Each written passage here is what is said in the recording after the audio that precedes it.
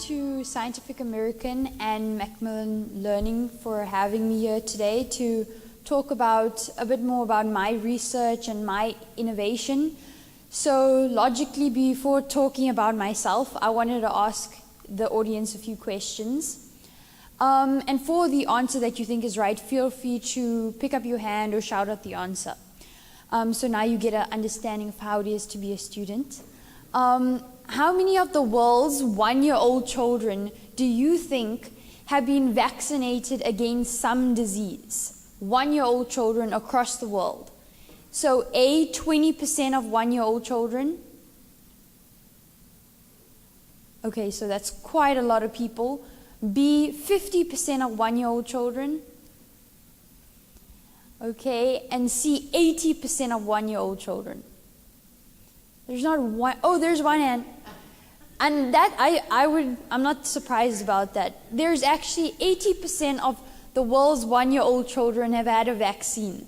So I'm going to go into the answer a bit later and why people often don't realize it's 80%. But let's go on to question 2. In 1996, tigers, giant pandas, and black rhinos were all listed as endangered. How many of those species do you think today are more endangered?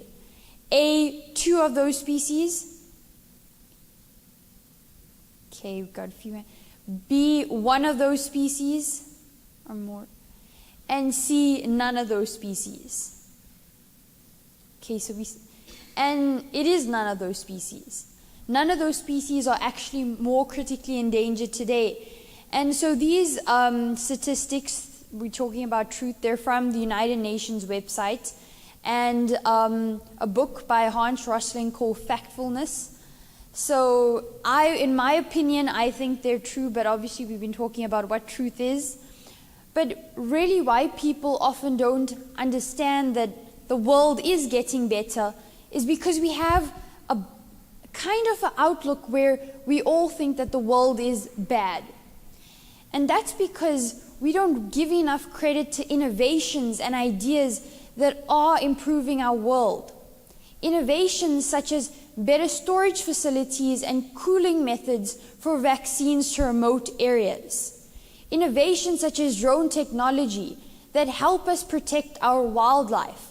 That although the world is bad in many ways, is getting better. And that is because of innovations. As kids, we often look at the world that we can't really be optimistic, but we can, realizing that the world has made a lot of progress, and because of innovations, we can get to a place where it's not just bad but better, but just being our best. Now, when I was around 10 or 11 years old, I was always told that as humans, which is a scientific myth, but we use less than 1/10 of our brain power. Now, to a young person, that made me think that I couldn't really do anything amazing because we use such a small fraction of our brain power. How could I utilize that to do something amazing? Now, I know now that to do amazing things, you just have to use what you have, not a fraction more. And teaching kids that is really important. Now, often when I talk to children about innovation and STEM research, they say that they don't really have the tools to do really amazing things, to come up with world-changing ideas. And the truth is that in a simple smartphone, which most kids have access to, you don't have the same, but more computing power than those computers that were used in the Apollo moon landings. Now that is huge. Kids today have access to never-ending ideas, lists, research, and most of them just use it for Snapchat and Instagram. So when I was 13 years old, I was diagnosed with bilharzia, which is a parasite-induced disease, and a few months later with bacterial meningitis, which is quite literally the inflammation of the membrane surrounding the brain and spinal cord. So when I was in hospital, I remember thinking to myself, I was in grade 8 at the time, that if this is the strength of my brain to endure such immense pain, Just imagine if this brain strength was used towards something still life-changing, but in a different context. And I call that inspiration.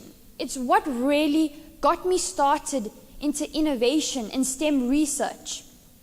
When I left hospital, I knew that I couldn't just go back to doing projects, although STEM-based, but what I decided to do was invest every second that I had into understanding the answers to some of my questions, basic questions that I wasn't being given the answers to in class. Researching articles that I found in Scientific American, other Google articles. Now, I'm not quite sure if they were true or not, but, but I did that. I fed my curiosity, starting from a very young age. And after a while, I realized just by coming up with answers, it didn't really get me going anymore. What I wanted to do was create things, create innovations, and I had to start with a problem. When I started researching, I came across the issue of rhino poaching that the South African wilderness was experiencing at the time. And essentially what social media was showing as an answer was a permanent pink dye that was expensive, that had to be surgically injected in rhinos and had to be replaced every 2 weeks. Although it was getting a lot of exposure on Facebook, it didn't really seem like a viable solution to me. What I decided to do was on weekends, when I finished all my homework, was to invest my time into coming up with a solution that I thought was better. So what I came up with was a thermochromic dye that would only change color once the rhino was killed, essentially with enough advertisements and posters outside wilderness parks protect thousands of rhinos.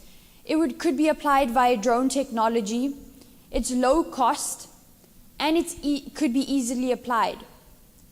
I thought about that when I was 14 years old independently. My science teacher probably didn't know what I was doing, and probably my parents too. But what I realized was just feeding your own curiosity wasn't enough. I quite literally decided to feed other people with my next research project, which was the drought. South Africa was experiencing the worst ever drought since 1904. As a country, it only had 66% of rainfall since 2016. Now, when I was 15 years old, that was shocking. I knew that I couldn't do everything that I wanted to, but that was the main thing that I was going to tackle, the drought.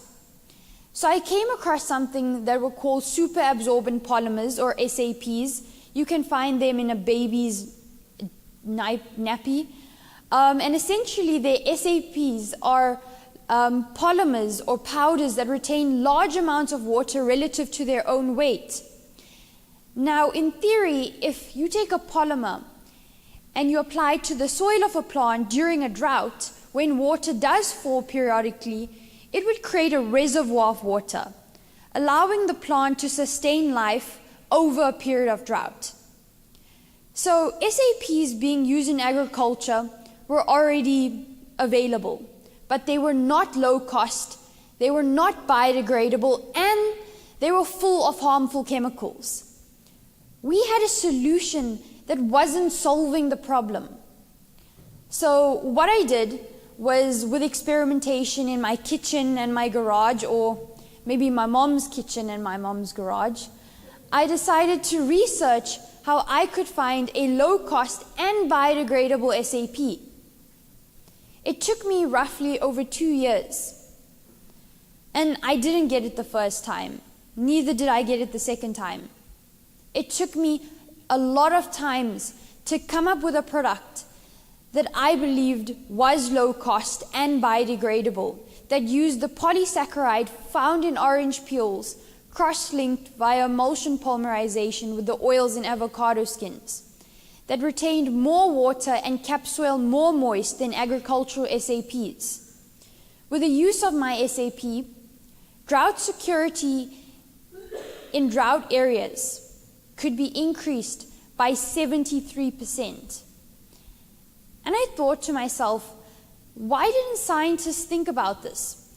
How could one girl just researching in her garage and kitchen come up with something that scientists didn't?